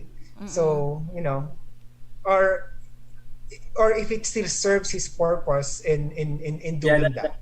what I was about to say is that I'm with my clients, lalo na since I'm hanging out with people who have the same mindset as me, and they're teaching me kasi they're more experienced in the field I want to take on. I think I'm learning a lot more from them than what I have actually learned inside of school. Okay. I know school is important, but the thing is, yung mga kailangan ko natututunan ko siya sa mga tao na inexperienced siya.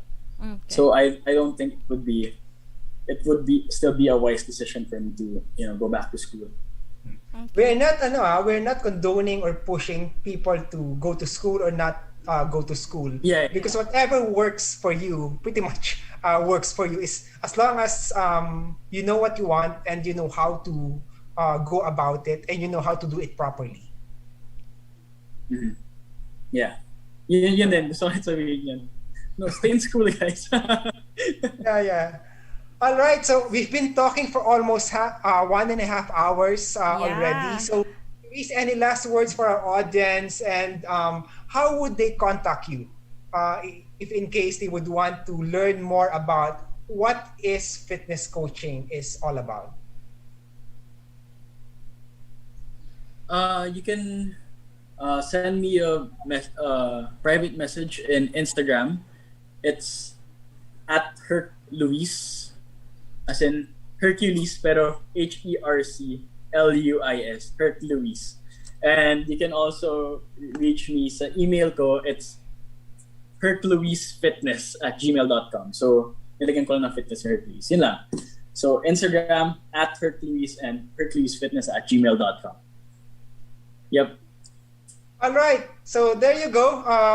So for everyone, that's how you'll be able to contact Luis. Pretty much just write his name and the Google search, and you'll be able to see that. So Luis, thank you once again for agreeing to be in the on this episode of Good Vibes Sunday.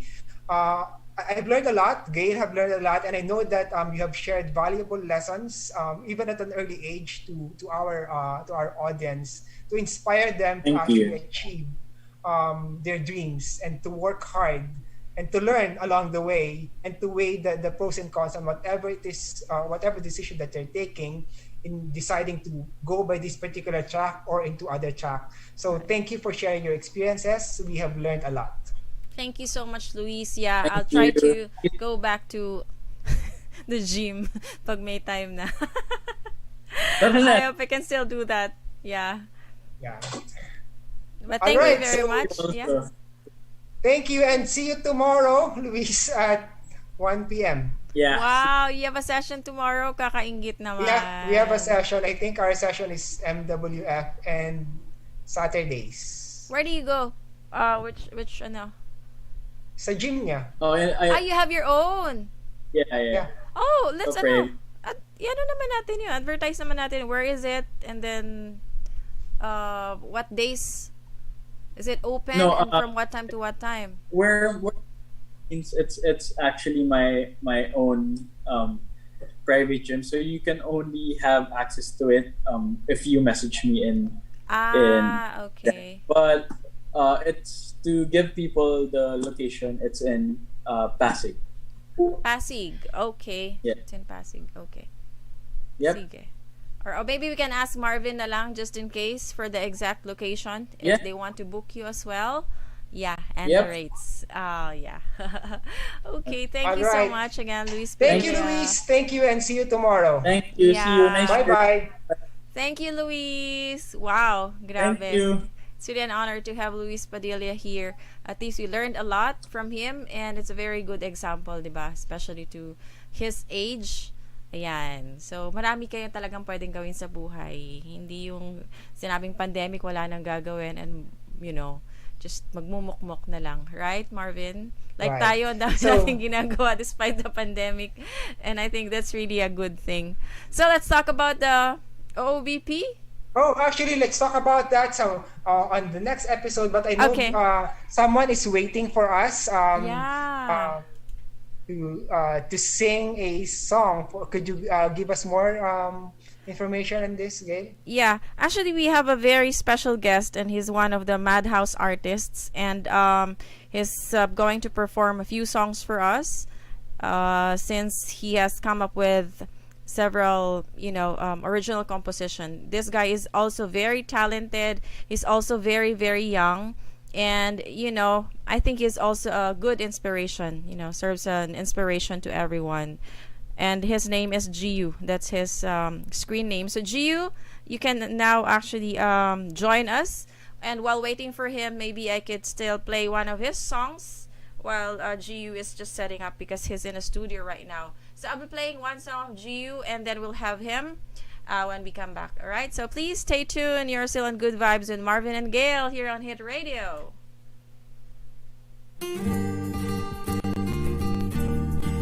Wait lang natin siya, Marv.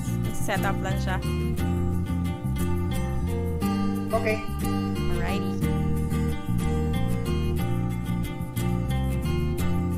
Parang pelikulang di mawari noong tayo ay nagsama. Ang mga tinig ng damdamin tila ba ay mahiwaga. Simulan natin ang storya sa pag-ibig na dinaya.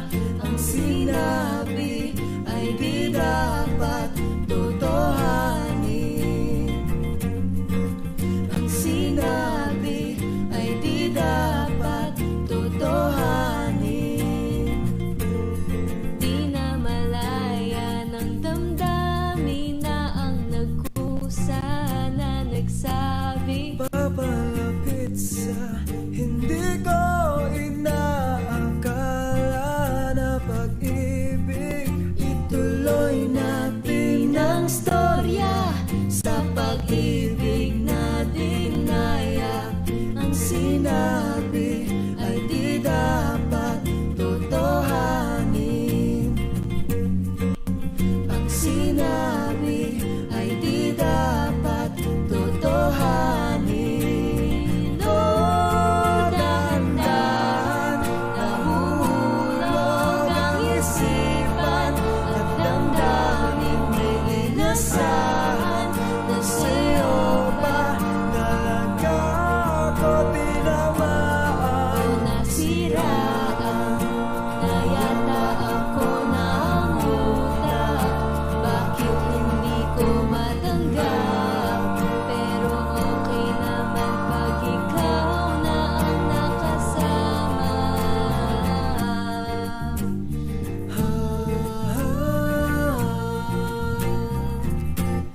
Diba ang sabi mo nung una, kailanman ay di tayo bagay. Ba't parang ayaw mo pa? Ako rin di makapaniwala. Ituloy natin ang storya sa pag-ibig na dinaya. Ang sinabi ay di dapat totohanin.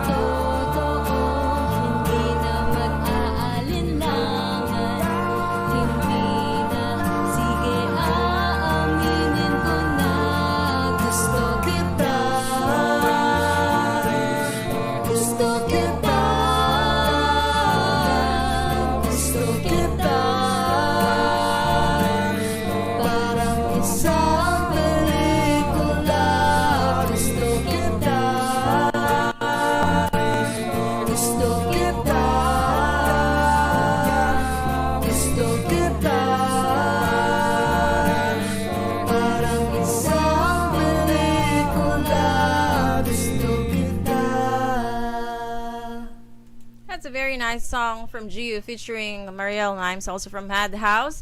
And while waiting for Gio to join because he's in the studio, maybe Marbs, let's talk mo muna what you do kasi you're into, diba, you're very active as well. You have this training, MWF. So since it's our topic naman, what kind of training do you do?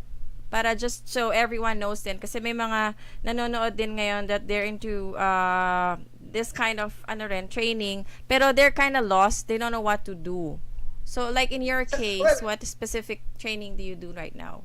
It's a combination of it's basically lifting. Lifting. Okay. It's weight training.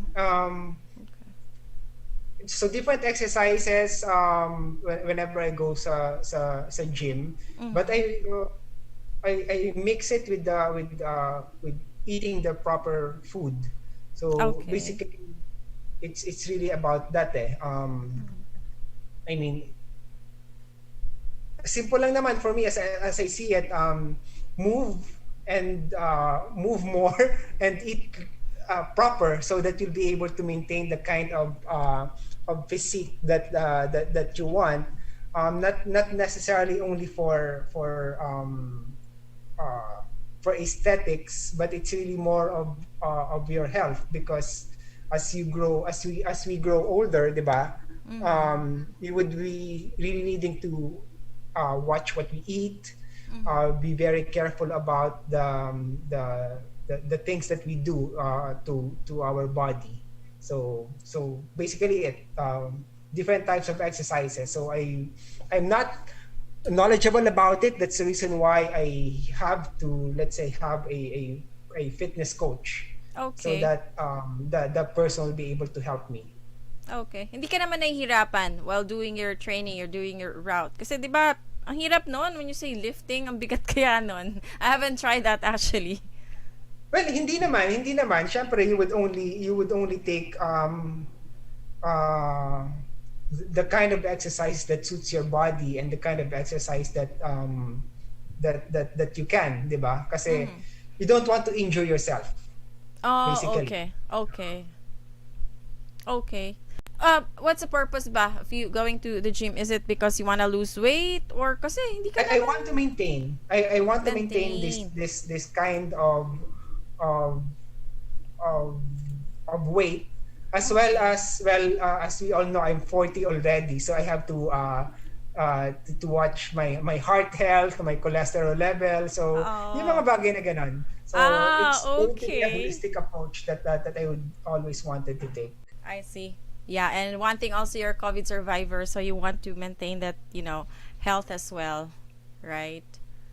Yeah, right. That's great to know. And I think Giu's here already, maybe using an account because he's in a studio. Giu, hi there! Hello po, narinig niyo po ba ako? Yeah, we do. Oh, hindi Hello ka lang po. namin nakikita. We wanna see you. Sige po. Start my video. Yeah. Nasaan ka ngayon, Giu? Nasa studio po nila ko Eric po, Tigil, actually. Si Eric Ren? Yes po, Eric. Oh, happy birthday. Siya yung may birthday, right? Or si Naughty? Yes po. Ah! Si Kuya Naughty po, ayun po. Ay, happy birthday, Naughty! Hello po. Hi, Happy birthday po Giu! na, Kuya Naughty. Asan si Hello Kuya po, Naughty? good evening. Ayun po si Kuya Naughty. Hi! Ayaw Ito po si Kuya pakita. Naughty. Okay. Giu, Ay, meet dala po. Marvin, my co-host. Hello po, Kuya Happy Naughty. Hello po, birthday, good evening Naughty. po. Marvin, it's Naughty Hello, Ren's birthday, hello, nice also to from meet you. Madhouse. Yes po. Nice to meet you. So you're gonna treat us with songs, no? Original Yes po. songs? Original songs po. Okay. What are you gonna sing for us? Ano yung mga title ng songs? Pelikula, paano yun? I played na Hanggang the dito lang po. pelikula eh. Can you sing another song? Sige po, hanggang dito na lang po. Pwede rin. Yeah. And do you have another one? Parang yung Chances. I like that Ay, too. hindi po. Sige, paano na lang, yung paano Yung po. paano. Yes, Okay. And you're only 21, Giu, ano? Kanina yung guest 20 namin. lang po, Tigil. Ha? 20 lang po. Pinatanda pa tuloy kita. Okay, so you're only 20. And so talagang Yes, po. today it's really a day of millennials. Hindi sila Yes, po. millennials Day pa po ng ba? millennials. Or Gen Z? Yes po. Ha? Gen Z na po ata. Tigil. Gen Z na. For Sobrang our generation bata. po. Okay, and thank you for joining us today, Giu, to Yes, ma'am. serenade us with some of your beautiful original compositions. So if you're ready, Please take it away, Giu. You're still on Good Vibes Sunday with Marvin po. and Gail. And Giu here. Yeah. Alright. So this song is called Paano po, and I hope you guys like it. Out na po siya sa YouTube. You can check it out on my YouTube channel at G Music. So yun po.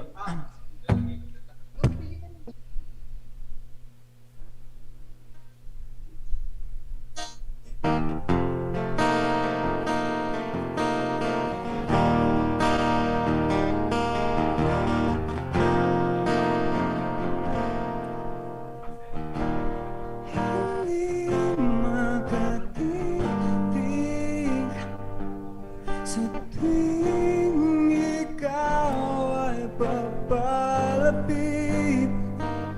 Nangangamba kung kikilos na ba.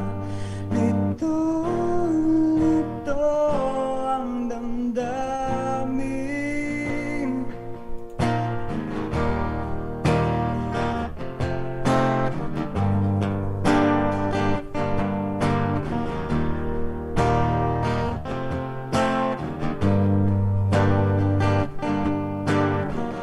Hanggang kailan ba nagganito? Masaya pero ba't sobrang labo? Sumasabay sa agos, naglalakbay.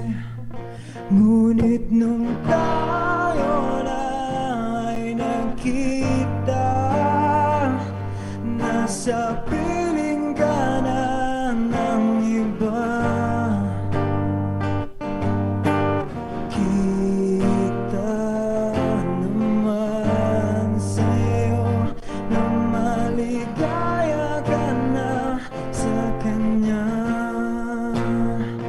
Ngunit paano na tayo? Saan na patungo ito? Paano kung tayong dalawa? Higit pa siguro ang ligaya. Paano kung wala na talaga? Kakalimutan na muna kita. Paano kaya?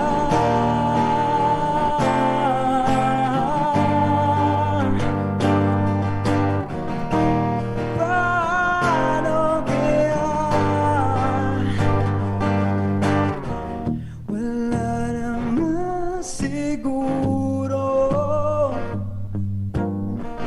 mga pangarap ko sa'yo.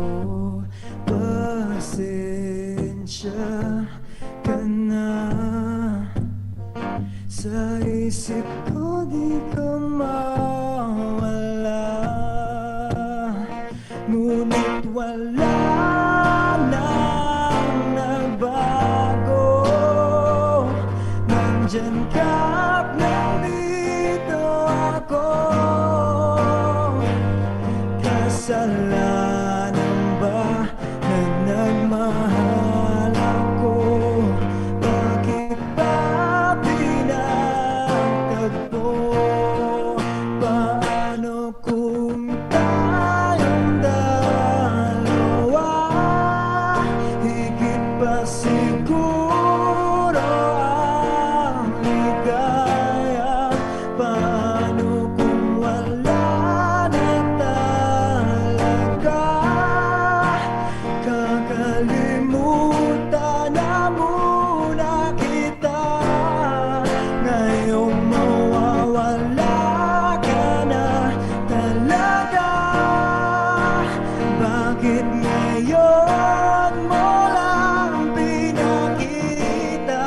Siguro nga hanggang panaginip na lang ang pag-ibig na para sa ating dalawa.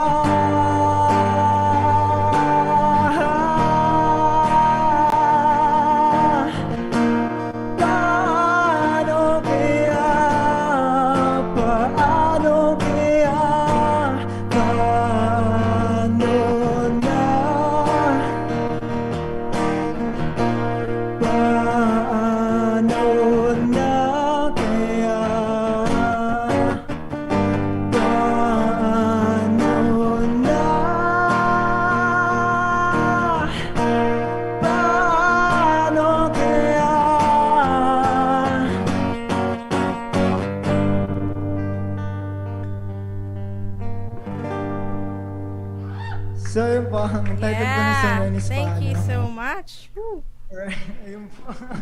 What's your next song, Giu? Hanggang dito na lang po. Oh, okay. All right. Ayun po. Sige, take it away, Giu. Alright, sige po. So, ang song na to is called Hanggang Dito Na Lang, and out na rin siya sa YouTube, yung demo na ito. And a backstory about this song, about sa guy, if you experience na nabasted ka na before, this song is dedicated to you. So, ang title po na ito, Hanggang Dito Na Lang, and I hope you guys like it.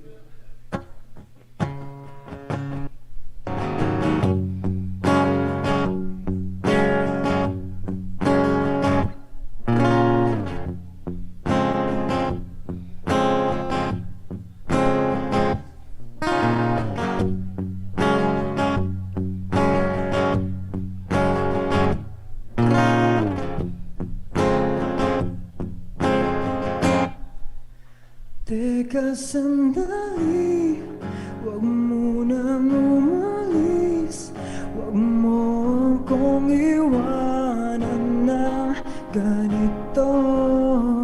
Hindi pa ko handa harapin mag-isa, wag mo akong iwanan na ganito. Handa na ba isara ang pinto at kalimutan ang lahat, dahil wala nang dapat pang ibalik? Hanggang tingin na lang ang pwede kong gawin sa dati kong nakakasamang manalangin. Hanggang dito na lang ang pwede kong gawin. Hindi na nga kita muling makakapiling. Hanggang dito na lang. Hanggang dito na lang. Huwag magmadali, masyadong mabilis. Kung maaari lang, ipaalam mo, para kahit saglit malimot ang sakit. Kung maaari lang, ipaalam mo. Handa na ba isara ang pinto at kalimutan ang lahat, dahil wala nang dapat pang ibalik?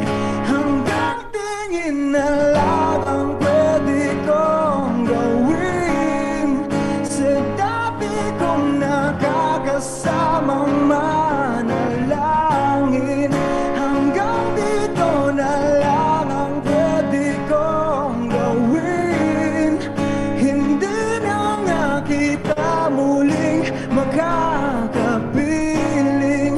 Hanggang tingin na lang, hanggang tingin na lang, hanggang dito na lang, hanggang dito na lang, hanggang tingin na lang, hanggang tingin na lang, hanggang dito na lang, hanggang dito na lang.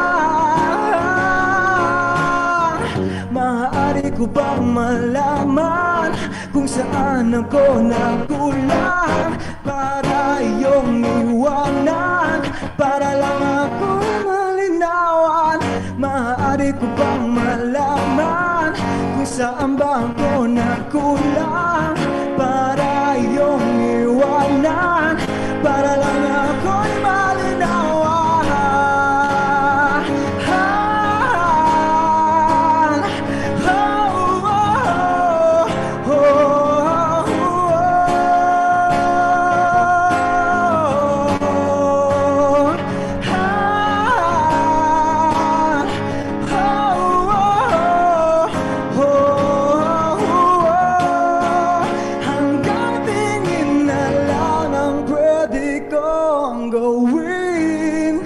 Sa dati kong nakakasamang manalangin, hanggang dito na lang ang pwede kong gawin.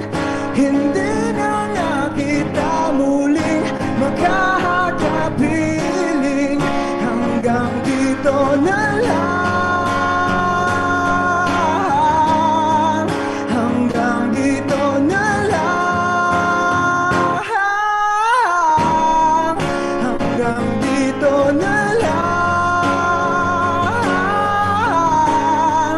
hanggang dito na lang.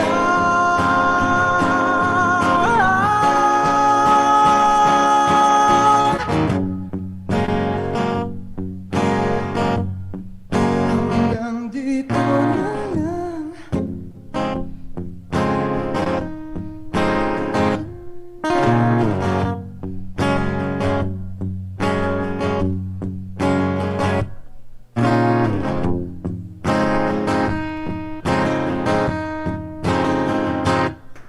Thank you, Ate Gay. Thank you so much. Yeah, Marvin, you want some more? Or next time naman? Let's have GU on our next episode next Sunday. These are really beautiful songs. Ang gaganda at ang ganda ng boses. Ang galing, ang Thank you po kay galing. Marvin. Thank you so much. Parang baby. Oh. Parang 16 naman. Thank you once again, Giu. Thank you for Yeah, joining let's us. have him, Gail, on the GU. Let's have you on the next Sunday's episode. We Sure want to hear po. more of your songs. Sure Yeah. po. Oo. Thankful po Lahat-lahat ako na. dun. Itodo mo na next Sunday. Ay, yes po, So, tutulog Marvin, po natin yan. Yeah. Okay. Thank you. Do you have a new song coming up?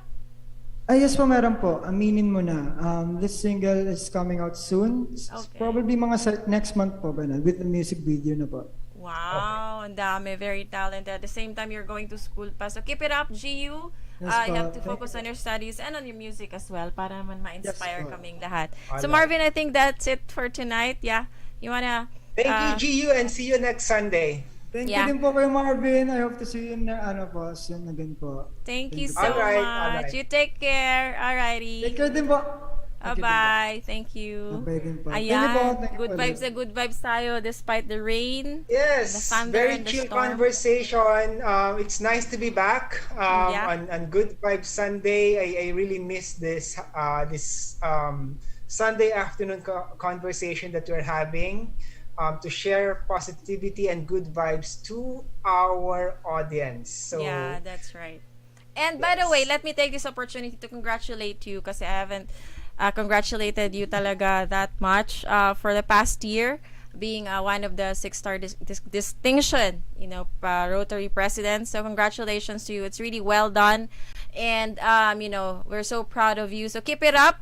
On to our next journey, which is the OOBP being our vice president, and maybe Right. in your other journeys pa. So just stay let's healthy, talk more. diba? let's Focus talk on more about the OOBP in the succeeding episodes of Good Vibes Sunday. Let's Yeah. also talk about Rotary in the succeeding episodes of Good Vibes Sunday. What is the New Year's going to be for Rotary? Rotary year.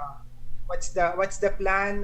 What's the priorities this coming Rotary year? There we'll have more discussion about that in the succeeding episodes of Good Vibes Sunday. That's right. Maybe we can also try to invite Rani, our chairman for OOBP. Maybe he could spend time with us to talk more about that one. And maybe people are also waiting about the membership. So please watch out for that one. That's going to be next Sunday, mga kaibigan, here on Hit Radio. So again, thank you so much, Marvin. Enjoy the rest of your Sunday evening. Enjoy your dinner or whatever you'll be doing tonight. Keep safe. All right, and see you soon. Thank you, guys. My name is Thank Gail. you guys. Thank you for watching. See you again next Sunday. Thank Goodbye. you. See you on Tuesday for Salad Master Tuesday at 11 a.m. with Rani Raymundo, of course, with Myla Katibayan and Flora and Brian Cheatham from Edinburgh, Texas. So please watch out for the new recipe from Rani and, of course, from Flora and Brian. Thank you, guys. Take care. Love you all. Bye-bye. Bye. Thank you, Marvs. Ingat ka. Bye-bye.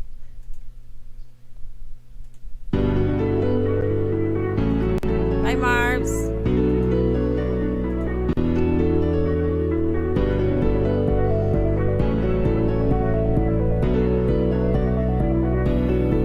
Can you say the time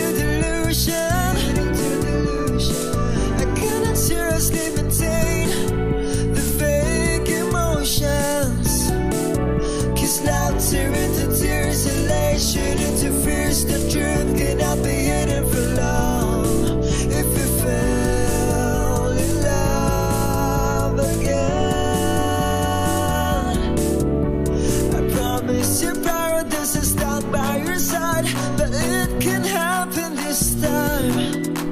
Let's wait for the right track, it comes with the right time. We're holding onto something that it is slowly breaking. Is it time to say goodbye? The streets are diverging, the lights are slowly fading. Is it time to say goodbye? We're holding onto something that is slowly breaking. Is it time to say goodbye? The streets are diverging, the lights are slowly fading. Is it time to say goodbye? Nothing happens for a reason. There's something to say goodbye. Nothing happens for a reason. There's something to say goodbye. Nothing happens for a reason. There's something to say goodbye. Nothing happens for a reason. There's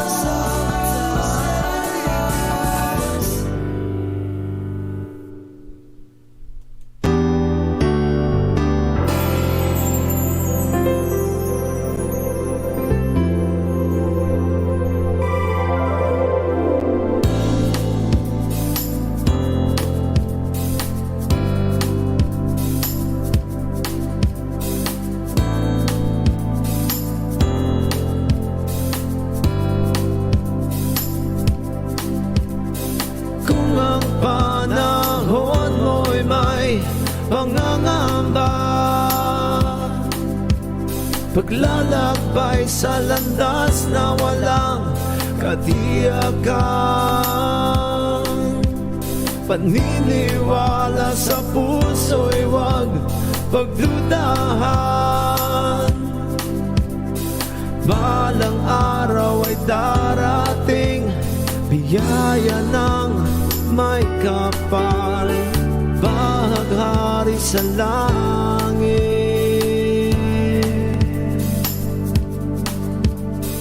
ay ang pangako.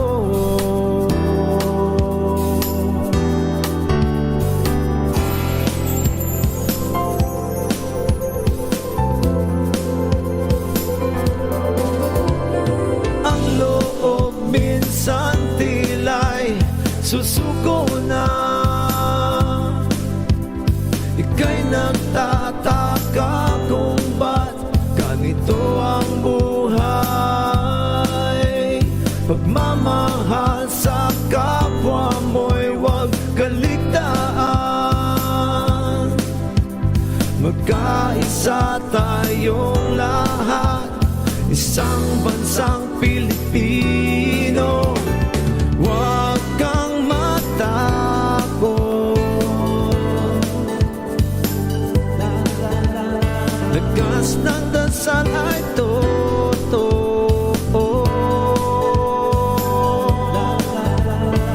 Mahaghari sa langit,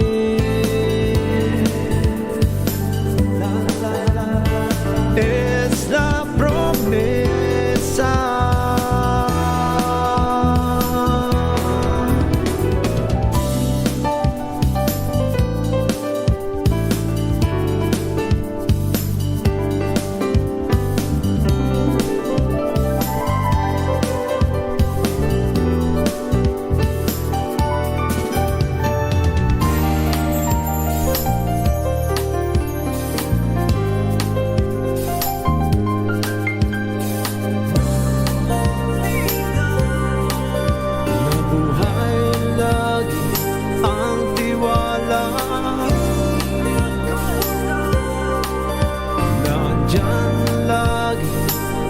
pag-asa. Nabuhay lagi ang tiwala.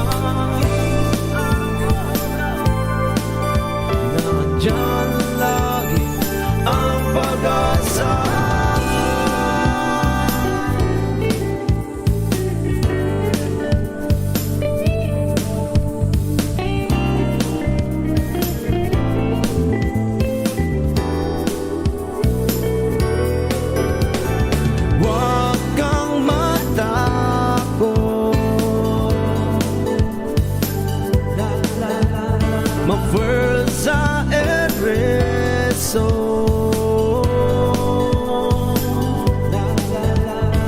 Bahagari sa langit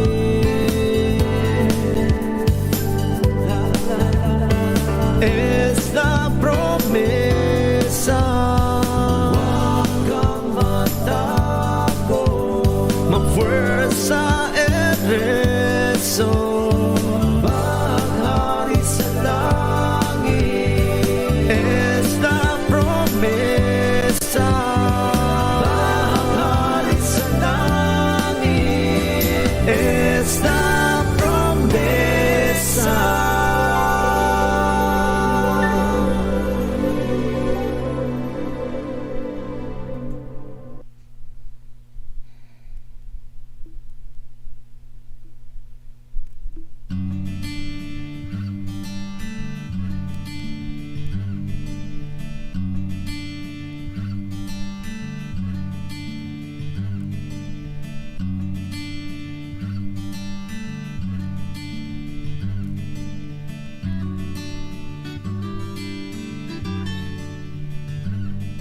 Saan man kayo, laging tandaan na nandirito lang kami. Karangalan natin ang inyong tagumpay sa inyong paglalakbay.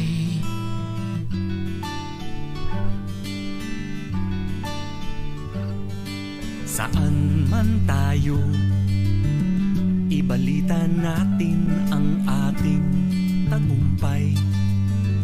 Alang-alang sa barkadang nakasubaybay at handang umalalay.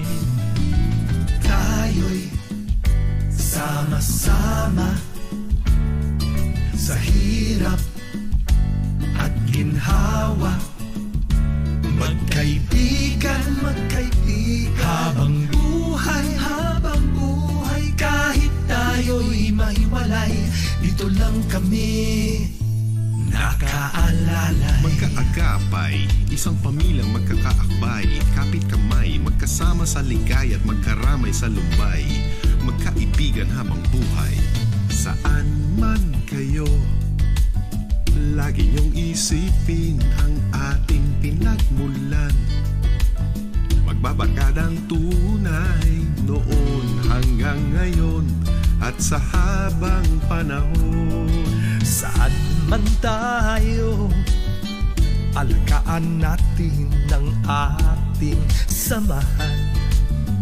Malakas, walang katumbas at walang iwanan, at laging maaasahan. Tayo'y sama-sama sa hirap at ginhawa.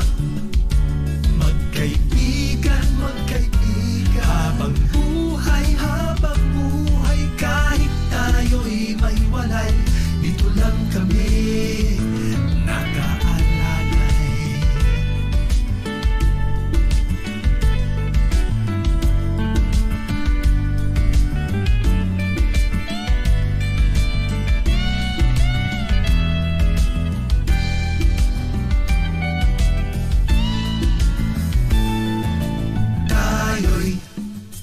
Sama-sama sa hirap at ginhawa. Magkaibigan, habang buhay, kahit tayo'y mahiwalay, dito lang kami. Tayo'y sama-sama sa hirap at ginhawa.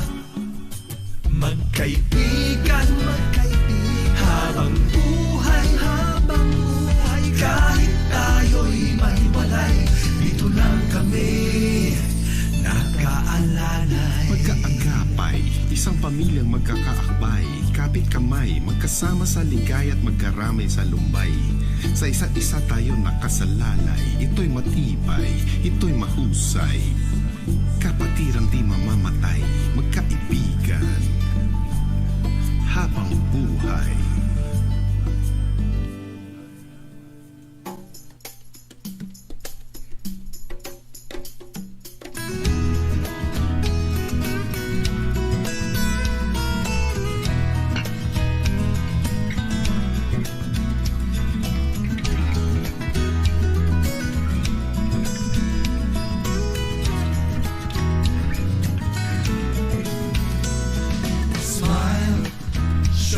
a smile.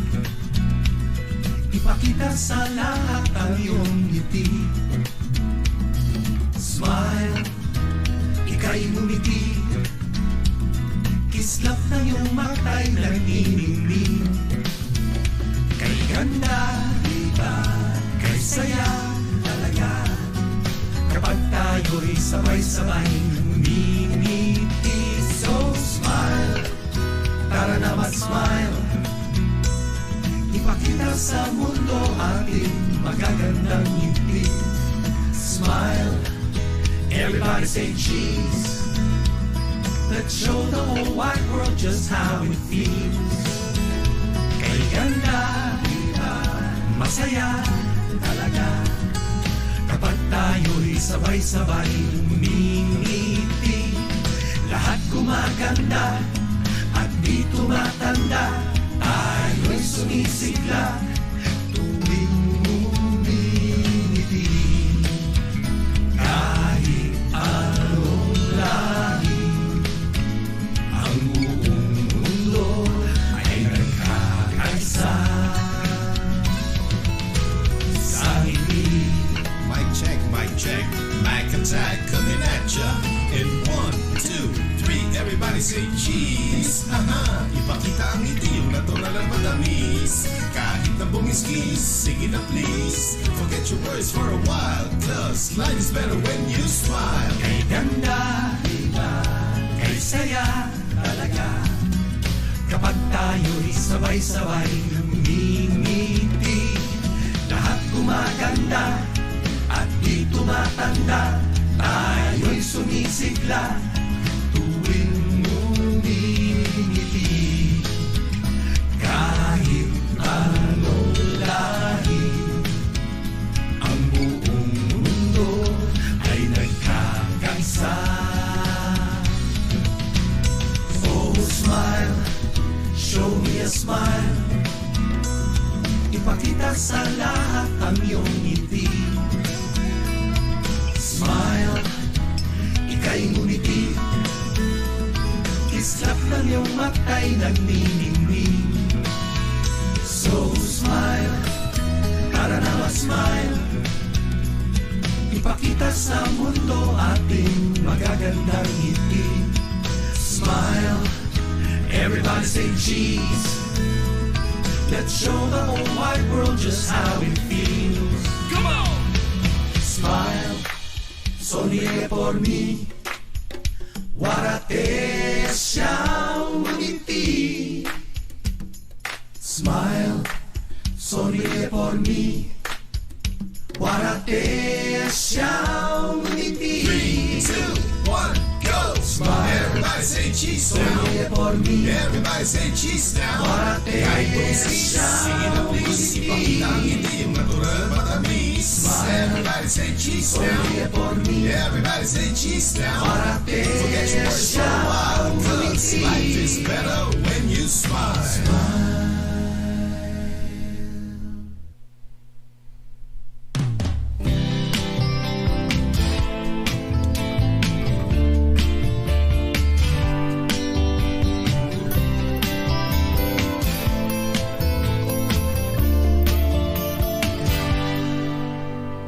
I don't know why I'm like this. When I see you, I feel happy. I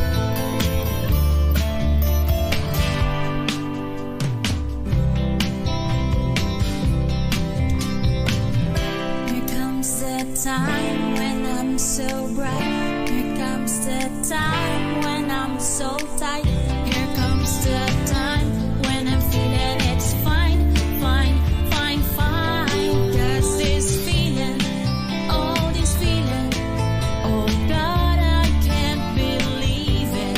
'Cause this feeling, oh this feeling, oh God I can't believe it. 'Cause this feeling, oh this feeling, oh God I can't believe it.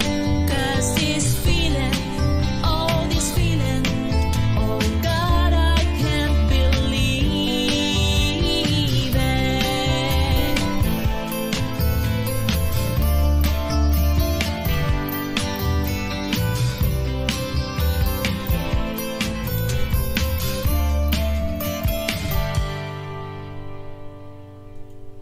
If it is too loud, you're too old.